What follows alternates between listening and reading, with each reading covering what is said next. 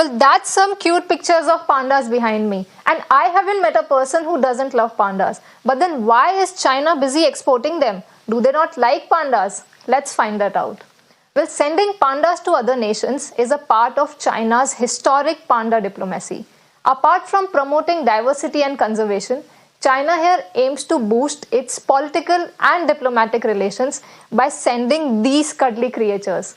Now, earlier China used to give pandas, but then due to dropping panda numbers, it started loaning them. Pandas are often loaned in pairs for 10 years with an annual fee of up to about $1 million. But how does this actually work? Let's find out. Now here's an image which will make us understand how China's panda diplomacy actually works. Now China loans pandas and the receiving nation, let's call it any nation of interest, it either pays for it or a deal is struck. Let's just call it deal X.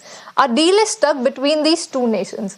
Now this deal could be anything keeping in mind the interest of both the nations. These pandas are typically returned home to southwest China after a loan agreement ends.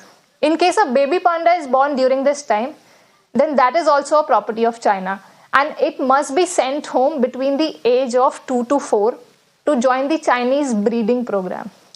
Well, this does look like a win-win situation where China gets the money or whatever this deal X is stuck between these two nations, and the second party, which is the foreign nation that we are referring here, it generates income by keeping the pandas in their public zoos.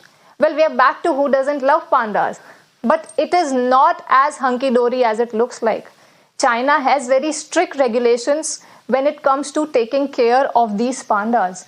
In case a lone panda dies before returning to China, then heavy compensation may also be imposed on the host country, and at the same time, it may end up straining its ties with China. Now let's talk about what impact does this panda diplomacy has had on the population of pandas. Now China lends pandas to over 20 countries right now worldwide as a symbol of friendship. Let's look at some numbers here. In 1980, the population of panda was at 1100 and at 2023 it has gone up to 1900.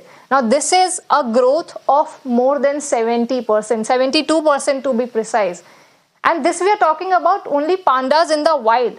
Additionally, there are currently 728 pandas in zoos and breeding centers around the world. Well, clearly there is a third winner in China's panda diplomacy, and that's the pandas themselves.